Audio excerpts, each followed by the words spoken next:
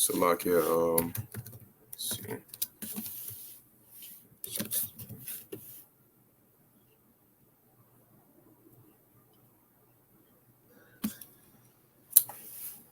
All right, Shalom.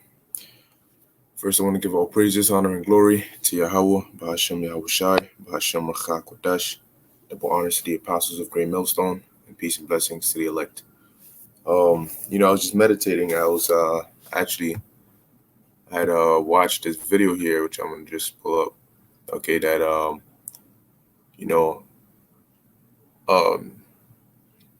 first I watched the one that Apostle Kabar had done.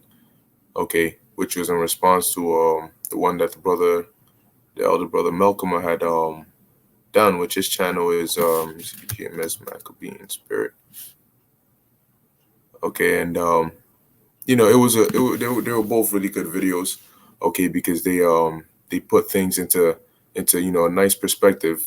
Of course, this video right here, women will be victims in the SHTF, which stands for shit hits the fan. Okay, but it puts things into a nice perspective, even though we already know it. But it's just a more of a visualization, all right, of what's to come. Okay, and he made a couple of great points in there because just really thinking about it, you got to understand, man, that being that women are the weaker vessel, okay, in the society that we live in, all right, it's one of the common things that happens in a state of anarchy or a state of lawlessness, all right, is that women become their value decreases, okay, because the reason women are held in such a high estate now is because you have Esau ruling, and because of the order he set up, he's given them the perks and the little teats and the little ability to have some sense or some sort of power. Okay, and then you have these simple-minded men who think that the way to get into a woman, a way to get to a woman is by kissing up to her and all these different things. And so that is giving them that false perception, all right, or that false sense of power. So they think that they can never be touched. They think that that's just the way it's going to continue. They think that the reason they're able to do what they do is because they're powerful, not realizing that it's because of the society that has been set up to pamper them. So when all hell breaks loose, okay, that's all going to change, because then the natural order, all right, is going to come back into place. And the natural order is women are the weaker vessel. Okay, a man is naturally stronger than a woman. Okay, and in that day, man, dudes are not going to be out here asking you, yo, how old are you, kind of thing. No, if they see you and you look good to them, guess what? They're going to take you. Okay, and that's a serious thing that a lot of you women need to consider, okay, and think about, because see, a lot of women won't even give the time of the day or the ear to listen to that. Why? Because right now they're too worried about how they look, this club, this party they're trying to go to. So the last thing they're worried about is looking about as to how society is crumbling and how that's going to lead to their detriment. Okay, because understanding that, hey, shalom to the brothers on the comment board. All right, understanding that when that time takes place, man, listen, here it is. You you might be by yourself. Here it is. You might be walking. You're scared. Okay, you don't know what's going on. All right, hell, you got a lot of as crazy as it sounds, you still have virgins walking around here. And the sad thing is, in this society, a lot of women lose their virginity at a young age, but you still have some of them who try to maintain that. Okay, but what happens when you're walking somewhere you're not even familiar with? All you see is dead bodies and all these things going on around, and you're hungry, you're weak because you haven't eaten in maybe a day and a half. Your body's not used to that. Okay, because you were hiding, because you were scared. You finally come out thinking the coast is clear, so now you're sneaking around. Mind you, by instinct, women they don't really have the kind of survival instincts that men do. Okay, yeah, women are survivalists, but that's why. That's what, because they depend, all right, on others, all right, mainly who? A man. So here it is, you're walking by yourself, Okay, your phone is dead. You don't have a charger. And all hell is breaking loose. So now you can't contact your parents. You can't contact your friends. You don't know what to do. You don't know who to contact. Okay, so you're walking by yourself. You don't know what's going on. Next thing you know, you see some dude. All right, that's seeing you. Because keep in mind, when dudes holler at chicks in the streets and they be like, "Yo, hey, yo, ma, how you doing?" All these different things. Guess what? The thing that prompted them to go and do that is because they thought in their mind, "Damn, I want to get in that." So I'm gonna just, say whatever, throw my shot out there, whatever the case may be. But when all hell's breaking loose, there's nothing in their mind that's gonna stop them from, instead of just saying, "Hey, yo, ma," actually going and taking her. So now you're walking by yourself, you're scared, you're trying to sneak around, but you're not really subtle. So you get caught. The dude sees you, he's like, "Yo," So now you're trying to run. But mind you, you're not fast. He's faster than you. He's bigger than you and he's stronger than you. Okay. So you're not that fast, especially not now after you haven't eaten in a while. So you're tired. Okay. He catches you. Now what? Now he's on top of you and he has that strength to pin you down. Struggle as you might, scream as you might, who's gonna be there to protect you? Okay. You don't know where your father is, you don't know where your mother is. Okay. Your boyfriend isn't around. You don't know what's going on. Okay. Now if you're a virgin and Matt, do you think he cares about that? No. Okay. So here it is. He's having his way with you. You screaming, you yelling, you crying, but who's there to help you? Nobody. Your tears are in vain. Your screams are in vain. And that sad reality is going to sink in that you're powerless. There's nothing you can do. You're going through this pain, but there's nobody to help you.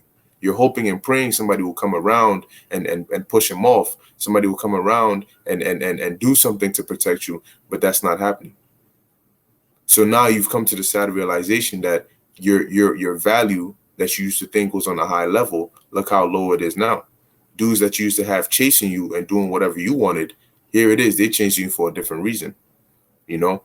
Now what can he do? He can decide if he wants to take you along. So whenever he wants to have sex, he has you there, like a sex slave, a sex object.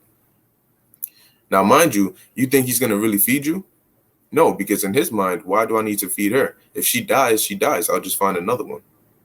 Okay. Now you become an object. Okay. You're worth no value. And that's why the scriptures tell you, which I'm gonna get, that it's gonna a man of the Lord is gonna be what these women are looking for, because a man of the Lord is gonna have that integrity. Okay. Our mind is gonna be in a certain zone where we're not out here trying to rape you women. We have no need for that. Okay, we're going to be on a much higher level. Okay, meditating and really praising the Lord. We're going to be good. Okay, but you have dudes out here who are not like that. So even if you're with your father or your boyfriend, what happens when a gang pulls up on you and they have weapons? What can you do then? So let me read this real quick. This is Isaiah chapter 13, verse 6. I'm just going to get to the point. Or as a matter of fact, let me I'll read it and I'll jump out. It says, "Their children also shall be dashed to pieces before their eyes. Their houses shall be spoiled and their wives ravished." Okay, so in a case like this, for you people, for you guys out there who don't have the spirit of the Lord with you, because you think that you got it all, right? You think because you got a gun, you're good. You think because you box, you're good. You think because you're feared in the streets, you're good, right? So what happens when people kick down your door? And they don't even kill you yet. They might shoot you in the leg. They might tie you up. Okay. But now they take your wife. They take your woman. She doesn't know what's going on. And then they bring her in front of you and then they take turns on her. Or they have her all at once in front of you and you're forced to watch. If you have kids, they might do the same thing to your kids or they might kill your kids. Now they might decide to take your woman and kill you, or they might just decide to kill her in front of you and then kill you. So all these different things. Now, how are you going to feel about that? Because you're going to realize that there's nothing you can do. They might tie your mouth. You're like, oh, you're trying to break free, but you can't. You try as hard as you might. Your strength is not enough. And you're watching all this going on. What are you doing? You're crying, you're praying, you're hoping that somebody can intervene. Something can happen to stop all this, but it's not happening. Your wife is looking at you crying, asking you, begging you, screaming for help, but you can't do anything because you don't have any power in your hands. And that's when you're gonna realize, damn, son, this is not a joke. Maybe a couple weeks ago, I was running around thinking I was some hot shit. I was shooting people, right? I was acting like I was this tough guy. But guess what? Everybody is going to be marked at that day, and the Lord is going to put into your remembrance the day you walked by, the day you heard a video, the day somebody tried to preach this word to you that you didn't listen. Guess what? You're going to think back to that, and it's going to be very vivid in your mind. All right. As your life flashes before your eyes, one of those flashes is going to be when the Lord try to call out to you. For you women who cursed us out, for you women who we work with, or we might go to school with, or whatever the case may be, all right, then you're going to understand, yeah, he was a special man. Instead of treating him the way I treated him, I should have actually listened to him. He was probably the most important man in my life, even above my father. Because right now, what happens if your father's dead? That man of the Lord, he's not going to be dead. If he's of the elect, all right, of course you're going to have martyrs, but there's going to be some of us who are just, the Lord is going to have us, We might have angels protecting us who are going to have spiritual power, okay? And on top of that, we're not, like I said, we're not going to be running around like these brute beasts. So now a woman is like, damn, I need to be around him. Why? Because he doesn't want to just rape me and kill me or any of that. No. And he can protect me from those who do. He can provide for me. I can hide behind him. I don't have to worry even if a gang of wild animals come around. I don't have to worry if 200 men come, because he has power to protect me in that day. And it's the same thing with us when we seek to Yahweh Ba'ashem Yahushai for help. In that day, we're going to be good because we're going to depend on Yahweh Ba'ashem Yahushai, and these women are going to have to depend on us. But see, it doesn't end there, because now you come across a man of the Lord and you're thinking, all right, cool, I'm lucky. I finally found one. With all these other women you're competing with all these women in the world, all right, more women than men. However, a lot of these men are dead. You finally find a man of the Lord.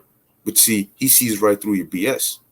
He finds out that you're just doing these things out of desperation. You don't have a sincere spirit. So now you get rejected. A rejection in this society is something that will hurt a girl. But how much more for a rejection when your life depends on it? A rejection you don't want to accept. A rejection you didn't count in your plans. Because you thought, so long as I could find somebody that can protect me, I'm good.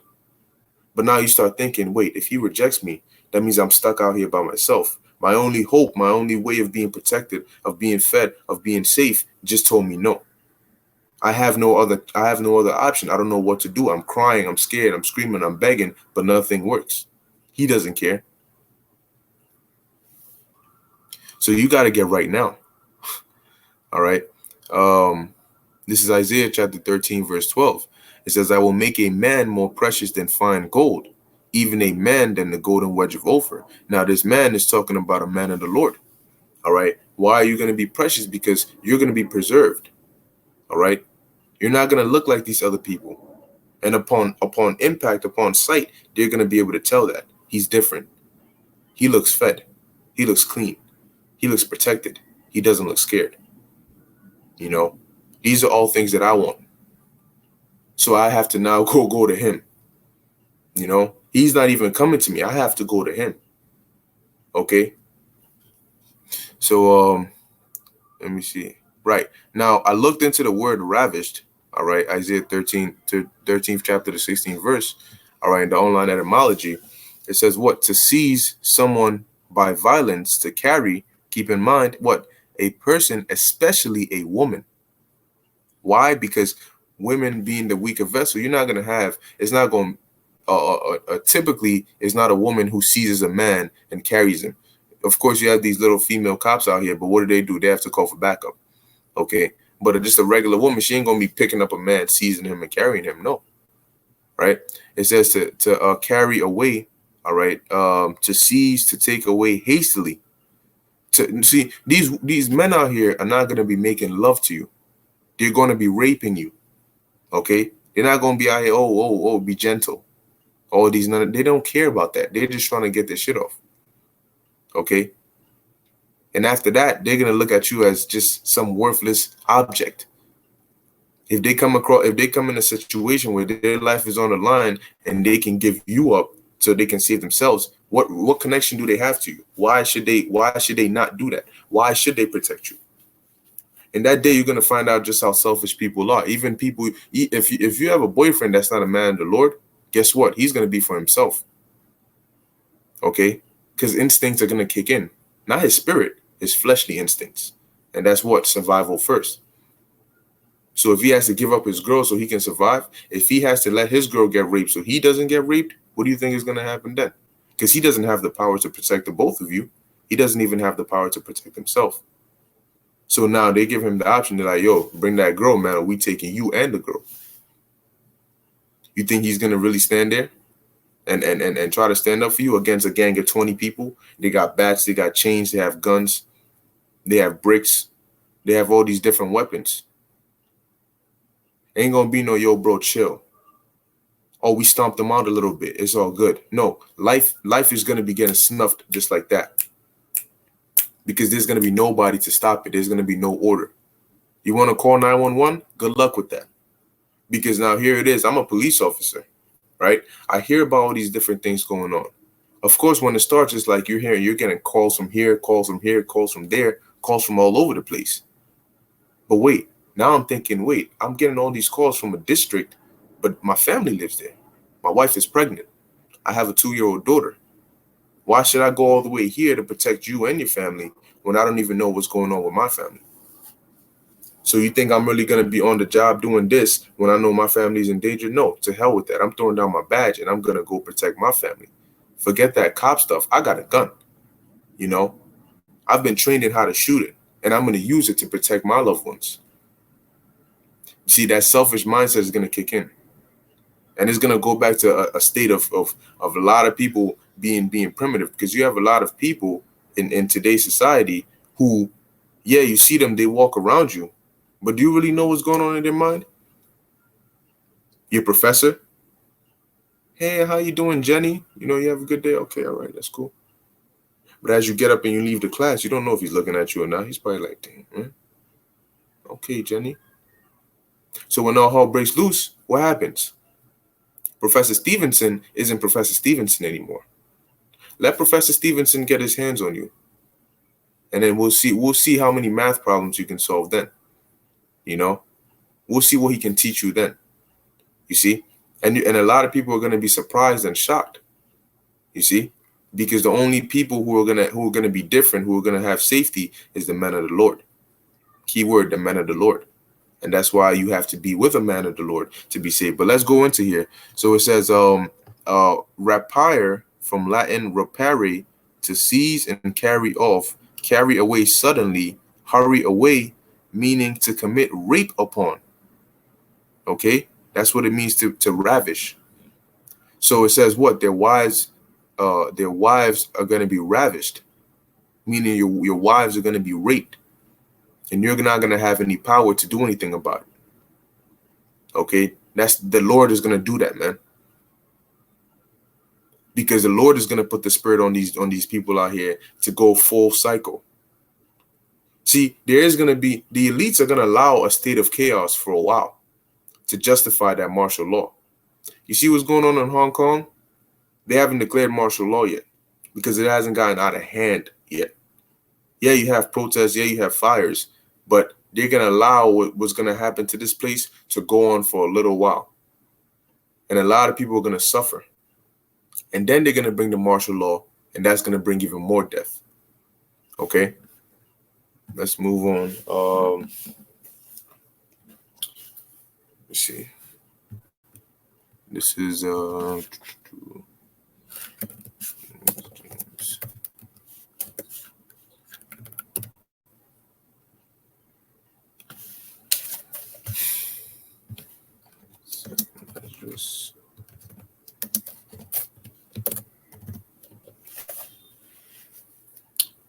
okay. Shalom says they have tried to stop the seedless seed lines via gayism and abortion.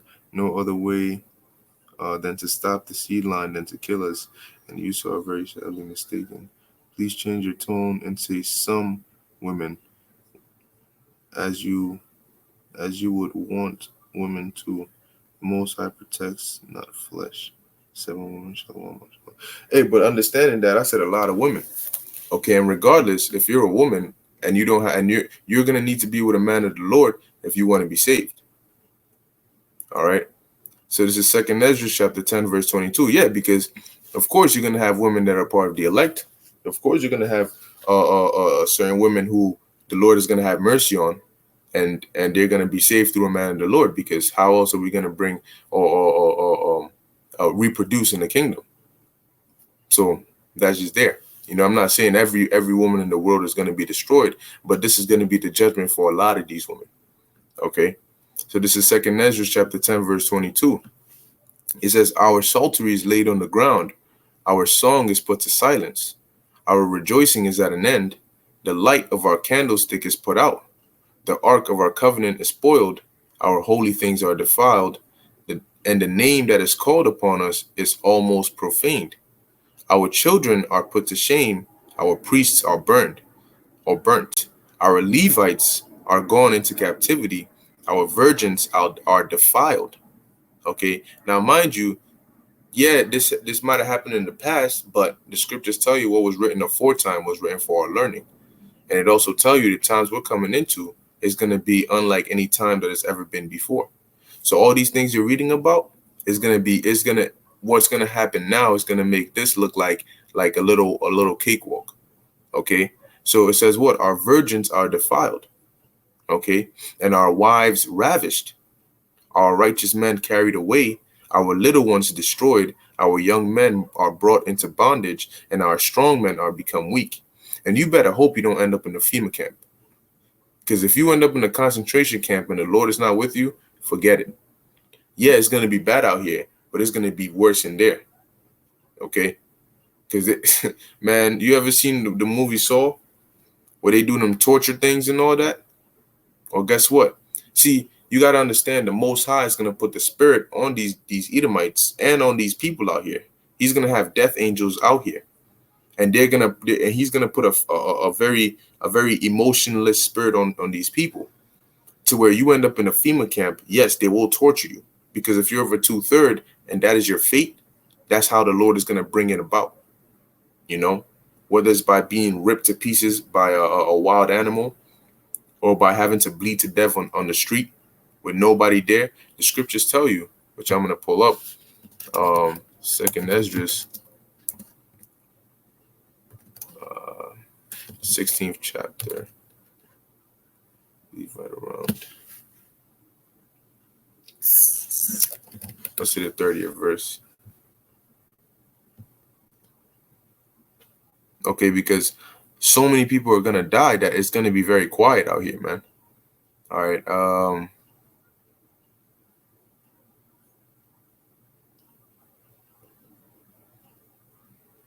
Yep. Verse 27. I'm just getting to the point with these scriptures. So that one man shall desire to see another and to hear his voice. For of a city there shall be 10 left. So now really think about that, right? Let's say you live in New York City or whatever the case may be. Look at how when you step outside, you're bound to see somebody. Has there ever been one time you stepped outside your house, you know, wherever you live in the Bronx, whatever the case may be, especially when you live in an area like that, and you haven't seen not one person on the street? And I mean, you step out at a common time. Maybe you step out in the morning, in the afternoon, even at night. You're going to see somebody walking around, you know, or in their car or a car driving. So people are always around moving. Okay. And so imagine how many people they are when you get on the train, and get on the train at rush hour. See how packed it is, like a sardine can. Right. But what happens when all those people are dead, to where you can hear your echo down the street? It says, for of a city there shall be 10 left, and 2 of the field. So if you were to take that, for example, let's use that for an example, 10 people. Imagine how much people would have to die For you to be in New York City, and only 10 people are there. And with how big New York City is, how long do you think you'd be walking before you even come across somebody? All right. It says, two of the field which shall hide themselves in the thick groves and in the clefts of the rocks. Okay, so it's gonna be a very, very scary and quiet time too. All right, your life is not, if your life, like, once again, if the Lord is not with you, your life is not gonna be assured. You know, you're gonna be in there. All right, now to get jumped into the point. This is verse 33. It says, the virgins shall mourn, having no bridegrooms. The women shall mourn, having no husbands. All right. So, like I was saying, what happens when you find out, okay, as you're going, see, a lot of people also, their goal in mind would be, okay, I'm separated, but I'm trying to find my family. I'm trying to find my wife. I'm trying to find my husband. I'm trying to find my parents. I'm trying to find my daughter. So that's their goal. They're trying to at least get back to somewhere, but where are you going to begin to look? What if your father's at work? What if your mother's at work? What if your daughter's in school? How do you know when people started panicking, she didn't run along with the crowd? How do you know she didn't already die? You don't. So now you're looking around aimlessly trying to find something, and that's your goal. If I can at least find my family, if I can at least find my husband, if I can at least find somebody, we can at least go through this together. But now you're walking, you trip over a body. You turn around and you look at the body, you look at the face, it looks like your father, it looks like your husband, it looks like your daughter, but you don't want to believe it. You go into shock. You're like, whoa, nah, that can't be. Your eyes are getting watery as you're examining the body, and you come to look at the ring and see that was the ring that you put on the finger, or you look at the backpack and you see that's the backpack you bought for your daughter. Or you look at the sneakers and say, yeah, those were the specific sneakers she wore when she went to school. That is her hairstyle. That was her outfit when she left. Now you come to the sad realization that, yeah, that is your wife, that is your husband, that is your daughter, but they're dead. Now your world is crashing. In your mind, you're having a mental breakdown. You might now get on your knees and just have no hope left. You're thinking, damn, you know what, to hell with it. I don't even want to live anymore. What's the point? Now you start questioning, why is all this happening? What's going on? You thinking, I'm going to just sit here till somebody finds me and kills me. Nobody comes along. Now you're getting hungry. Now you're like, damn, I don't know the first thing about hunting. I have no clue what agriculture is. I don't know what's going on here. So you might see maybe a broken TV, and then they're telling you, it's coming on and off, but then you hear, fallout shelter. We have food. We have this, blah, blah, blah. So now that becomes your new goal. I'm looking for this fallout shelter. I'm looking to find this place, not knowing that that's going to be your death. So you go to this fallout shelter, you run in there, they tell you, you got to get this chip, or whatever the case may be. You end up in the FEMA camp. Now, in the back of your mind, you might think, yo, this looks familiar. This sounds familiar. I've heard about this before. FEMA camps, Yeah, they said it was like some torture concentration camp, but your state of your body is in such a bad condition that you're not even trying to consider that. So you rush on in there. Yeah, they might give you some sloppy food, some little bowl of oatmeal or whatever it is.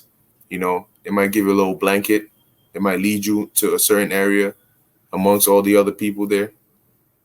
Now you eat, now you full. That's when you start thinking right again. Okay, all right, what's going on here? What's up? You see a lot of people there, they're scared, like they're shook up. You might talk to a few of them, yo, what's going on here? And then when you come to the realization that, oh shoot, this isn't somewhere I gotta be, you trying to get out. Ain't no getting out, man.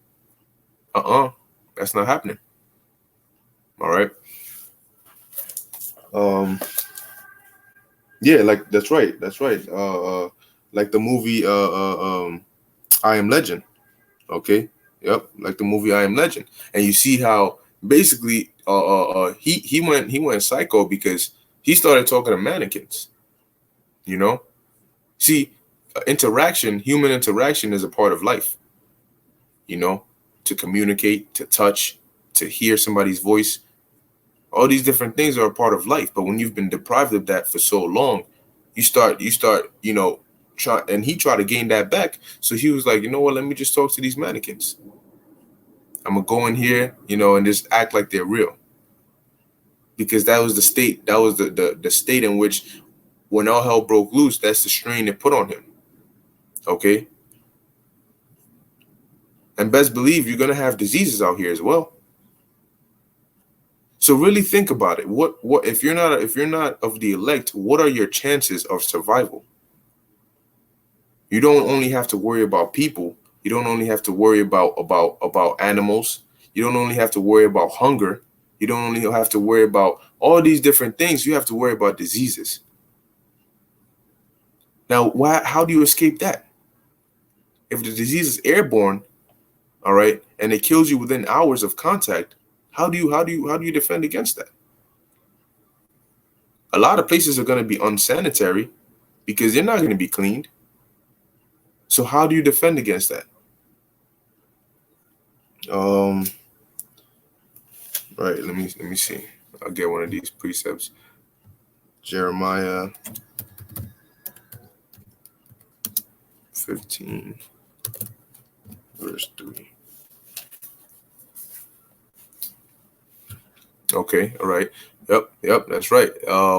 Jeremiah chapter 15 verse 3, and I will appoint over them 4 kinds, saith the Lord: the sword to slay, the dogs to tear, and the fowls of the heaven, and the beasts of the earth to devour and to destroy. Okay, and these are just a inkling of the kinds of judgments that the Lord is going to be bringing. Okay. So when we tell you about these different things, when we go out there and we prophesy, and it sounds like a broken record because we keep telling you Jacob's trouble is coming, repent. Yeah. Oh my gosh, they're still out here saying that. But that moment of, oh my gosh, they're still out here saying back, is going to keep playing in your mind. It's going to keep playing. Oh shoot, oh my gosh, what they said, that's exactly what they said. That one dude in my class or that one dude at my job who would always talk about conspiracies and stuff like that, this is exactly what he said. Now you start wondering, where is he? What is he doing? Well, if he knew all this was coming, then he probably had a plan. He probably has a way, or he can probably tell me what to do next. Right? Now you want to hear that Bible talk. Now you want to inquire about what we were saying. But how are you going to find that out when you can't even find us?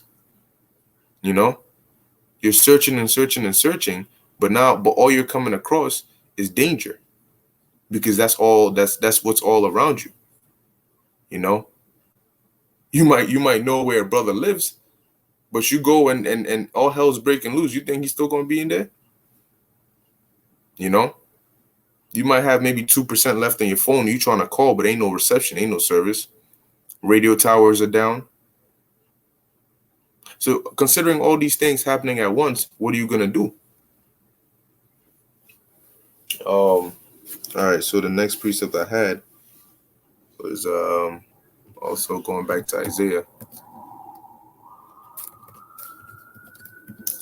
chapter 32 verse 2. Okay, because this is one thing that a lot of women are gonna regret. Okay, a lot of women are gonna regret this, man. But like once again, like I said, hey, there's times when, hey, for you women who either know or are friends or are in contact or are with a man of the Lord, listen, the best bet for you is to just stay along for the ride, man. We're not asking you to go out there and prophesy. We're not asking you to do all this extra stuff, man. All you got to do is just make sure that you're good with him. Because the Lord said, what? If he's a man of the Lord could save you through him. Now, if you want to play games and act up, the Lord can have it to where you want to be a demon. You want to have your demons act up, and then you have a big argument with him, right? You so-called break up, or you're mad, so you don't talk to him, so you might leave. And then right when you do that, all hell starts breaking loose. Now what? You trying to run back, but he ain't there. Now what? Now ring blowing up his phone, ringing, yo, what's up, yo? You see? So this is Isaiah chapter 32, verse 2. And a man shall be as an hiding place from the wind, and a covert from the tempest, as rivers of water in a dry place, as the shadow of a rock in a weary land. All right. A man shall be as an hiding place from the wind, and a covert from the tempest. These are all examples or metaphors for the protection, okay, that the men of the Lord are gonna be able to bestow upon these women. Okay. So, like it says here, as rivers of water in a dry place. See what happens when you're in the desert, your lips are dry and chapped. You know, you can't even taste anything, you know, because it's just dry. You can barely swallow your saliva because of how dry it is, you know. And then you finally come across a river of water, clean water, nice and cool, you know. That feeling of like your eyes lighting up, you know, and you can almost not even believe it. You're like, oh my God, you running full speed ahead right up into that river, you know, and that's what it compares a man of the Lord to. Okay, that feel of I need that, you know, almost like a drug dealer who needs his drug. It says, as the shadow of a great rock in a weary land. Okay, you tired, you know, you don't, you know, you know, so you all messed up, you know, but you get that shade, and you know, when you under that shade, you I don't know, you just get that mysterious breeze, you catching your breath, you're like, damn, you know, that comfort, that relief, that safety, you know, all those different things are what's gonna come with being with a man of the Lord. All right. So now I'm gonna jump down to verse 9. It says, rise up, ye women that are at ease. Okay, why are these women at ease? Is because, once again, see Esau has you in a trick bag, because he has you thinking that everything is all good. You know, don't worry about it. Nothing can happen, because you know what? A lot of women, all right, keyword, a lot, all right, because you still have some out there, but a lot of women are less aware of what's going on, all right, concerning what's going on around them than men are. Why? Because the society has been programmed to vanity. Listen, we live in a vain society, and women love vanity. So being that they love vanity more than men, they're more consumed into the society. And the chances of them, if the Lord ain't with you, to actually see what's going on before it happens is very slim, because all you see is vanity, and that's what you love. So that's where your focus is going to be. Okay. And comfortability brings about what? Ease. You let your guard down. Okay. But the scriptures say, rise up, you women that are at ease. Okay. However, a lot of them are not going to hear that. Why should they rise up? They're not thinking ahead. They're not seeing ahead as to what can be. No, if I don't see it now, then I don't want to hear it. You talking about you're going to buy a new car? Well, come talk to me when you have the car. I care about the now, what I can touch, what I can see, not what you're trying to do and all that. I don't want to hear that. See, a girl, a woman, well, you telling her about these different things, your ambitions, the plans you have. She's going to tell you, you come holler at me when you have that, because she doesn't really see it. Well, but after you get it, then she's coming to you. Now she want to talk. Okay. It says, hear my voice, ye careless daughters. Okay. Careless, man. Because they're not taking care as to who they, hey, man, you have a lot of them who, once again, being that this is a society where men put women on a pedestal, it could care less who they offend. You know, in a society where a man falls, they look at you to pick yourself back up. If a woman falls, everybody's there trying to help her up. Yo, I got her legs. Yo, no, I got her hands. Yo, you can step on my back. Don't worry about it. You see? So now they're careless. Because if they mess up here, somebody else will pick up for them. Right? But the Lord said, give ear unto my speech. And how is the Lord speaking? By way of his prophets. All right. And his prophets are men who don't tolerate that BS. See? And that's one thing that this society has programmed women to try and be on some contention with. Oh, you're too rough. You're too this. You're not like these other men who bow down to me. So I don't want to deal with you. But yet we're the ones who are the Lord is speaking through us. Meaning, in order for you to come and listen, you have to humble yourself. Because in order to humble yourself, that's doing something that's against the society, because the society teaches you to be proud. And that's why that's that Babylon juice. You see? So it says, many days and years shall ye be troubled, ye careless women. Okay, but obviously we know it's not literally years, because we don't have that long here. Okay, but this is a time period, all right, a length of tribulation. You see, also keep in mind, when you're catching hell, a minute could feel like an hour could feel like a day. Why? Because you don't like the condition you're in and you want to get out of it so bad. Just like the opposite. When you're having fun, time flies. An hour feels like a minute, a day feels like an hour. It's the opposite. Okay. Ye careless women, for the vintage shall fail, and the gathering shall not come. Tremble, ye women that are at ease. Be troubled, ye careless ones. But they're not troubled because it's not on their conscience. You see? And that's why it's going to be worse, because when it hits, you're not going to be expecting it. It says, strip you and make you bare, and gird sackcloth upon your loins. They shall lament for the teats, for the pleasant fields, for the fruitful vine. Why? Because those are all things that are perks that they've been given, and those perks allow them to be on that proud-minded high horse. You know, all these different benefits that they get. You know, they'll claim all these different kids. Hey, if what women get the most or most when they what is it? I believe when they claim their taxes. Oh, I got all these different kids.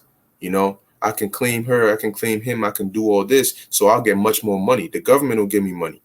So now I have power, because once my income tax or my income check comes in, you know, my tax refund, all those different things comes in. Guess what? I'm on a high level.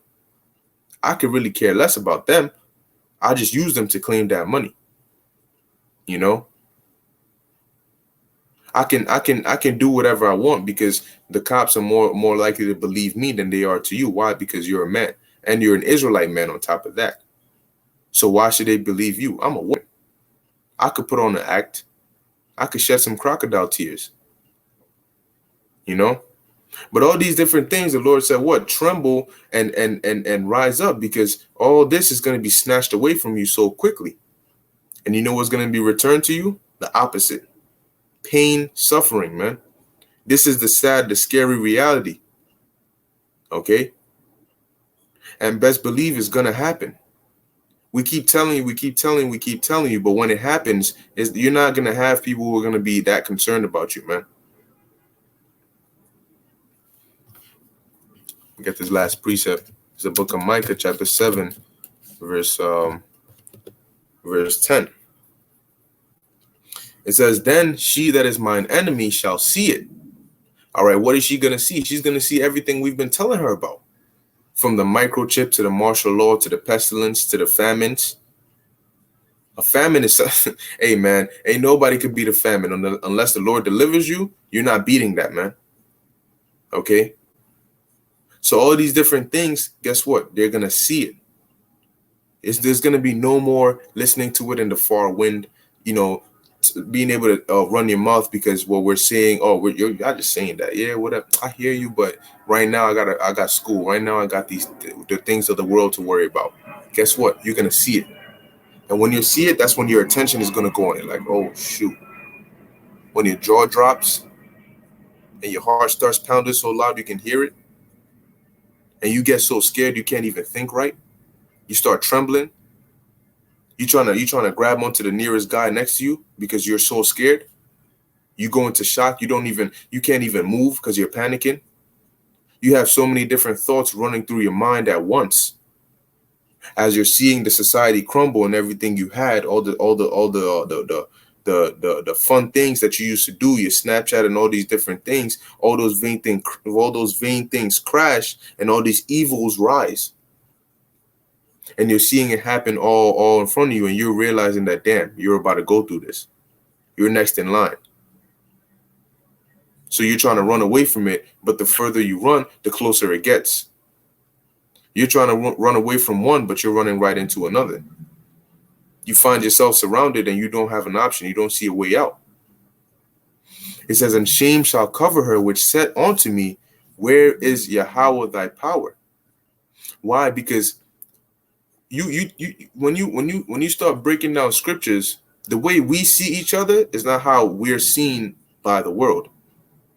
You'll see a man and esteem him as a man of the Lord, all right, because he's breaking it down, he's edifying you. But all they see is, oh, some nigga with the Bible. Oh, he always on that Bible talk.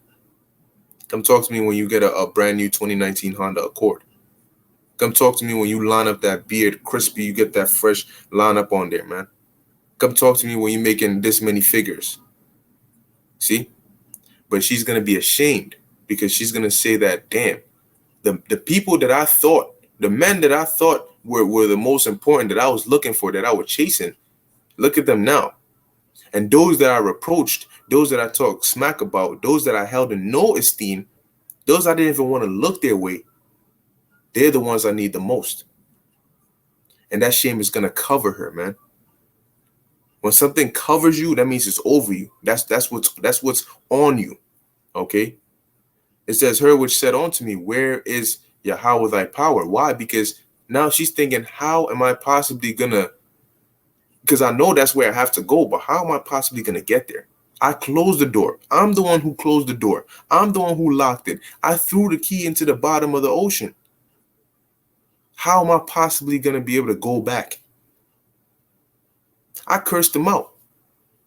You know, when I saw them out there and they were prophesying, warning me of the same thing I see going on, I completely did the opposite of what I should have done. You know, they weren't warning me. They weren't cursing me out because of hate. They were cursing me out because of this that I'm seeing. They didn't want me to go through this that I'm seeing. But because I was so emotional, I didn't want to hear it. I couldn't understand it. All I cared about was me. All I cared about was what was happening now. I couldn't see what they were saying. Right? This God you're talking about, oh, that ain't my Jesus. You know, I love me my Jesus. But now you're really considering, wait, that Jesus, where is he now? They're protected every time they call upon the name that they call upon. When they say that, when they call upon Yahweh B'Shem Yahushai, they're good. How is it that I'm calling upon Jesus and nothing is happening, but they're calling upon that name and something is working? Oh, that's right. That was the name that I talk bad about. So it says, mine eyes shall behold her. Right? So we're going to see them, man. Now shall she be trodden down as the mire of the streets. And mire is like dirt, dung, mud. You know, the lowest of the lowest. Mud is on such a low level that you step on the mud, but you get disgusted because it got on your boots. It got on your clothes. You know, that's what kind of low level it is, that people don't even want to step in mud. But that's the level the Lord is going to put her on. Trodden down under the foot, man, as the mire of the streets. Because see, when our eyes behold you, we're not going to be in the same condition. No, we're not going to be on the same level. We're going to be beholding you from a state of rejoicing as you behold us from a state of lamentation. We're going to be beholding you as we're eating or we're full. You're going to be beholding us as you're hungry. So you see the difference? You see the dynamic? And it's not going to be just women. It's going to be men as well. However, we emphasize women because it's going to be worse. Okay, a lot of you are going to be targets. A man will target another man if he sees him as a threat, or if he sees that the things the man has, he wants that. Okay, but there's more that a man will see in trying to target a woman. You know, because that pleasure that he'll gain from having his way with her is above the pleasure of trying to beat up another man just because he wants to. So you see, and he understands that it's easier. He has a greater chance of getting that woman, okay, because he's not fighting against another man. Now he's fighting against a woman. So yes, you're going to be big targets in that day, man. And like I keep stressing, if Yahweh, Bahashem Yahweh Shai is not with you, it's not going to end well for you, man. A lot of you are going to face a very scary and painful reality, a very, very painful demise. And you're going to wish, you're going to beg, you're going to cry, you're going to scream. And you're going to be filled with regret when you realize that none of that matters. And nobody's coming to your defense. As opposed to how you can call somebody so quickly. Oh, I'm going to call my brother. I'm going to call my boyfriend. He's going to come and beat you up. Yeah? You try doing that in that day. Shalom, brother. Oh, yeah, that's it. Beautiful. Like the movie Aftershock. You know? It's a perfect example of it, man. See, and that's one thing before I end it out. There's a lot of these movies, all right, that when you watch and if you really watch them, you'll see that by nature that's what happens. Whether it's The Purge, whether it's Aftershock, whatever movie it is, when The Road, when a state of chaos, all right, when people are in a state of chaos, what happens, man? Women become the targets, okay? And they humble down. And what? They try to cleave onto a man that they see can protect them. But once again, it's going to go from a movie to a reality. Okay? A very, very sad and painful reality for a lot of you. Okay, yeah, beautiful, beautiful example. GMS Fourth Dimension, the Book of Eli. Okay? And a lot of us are going to be on that type of time, man. We're not going to be here, shoot, hold on, I got you right. No. Because you know what? This is going to be the Spirit of the Lord that's going to be on us to have us in that mindset, man, to have us in that zone. Okay? Let me see if any more precepts. All right. Yeah, so that's pretty much it. Those are all the precepts that I had, and that's pretty much it on here. Okay. Hey, that was just the Spirit, I was just meditating upon that, but that's the time we're coming into, man. Okay. That is the scary future, the scary reality that we're very, very close, man. Matter of fact, we're in it. Okay. But guess what? It's gonna keep on ramping up. Okay. So for those of you who are sincere out there, man, the men of the Lord out there, and for you sincere sisters and women that may be listening, man, hey, pray to the Lord, man, that you be counted a part of that number. Okay. And Lord willing, we be of that elect, because if you're not of the elect, you're gonna be witnessing and experiencing some very, very horrific things. Okay. But with that, I want to give all praises, honor, and glory to Yahweh, Bahashem Yahweh Shai. Until next time, Shalom.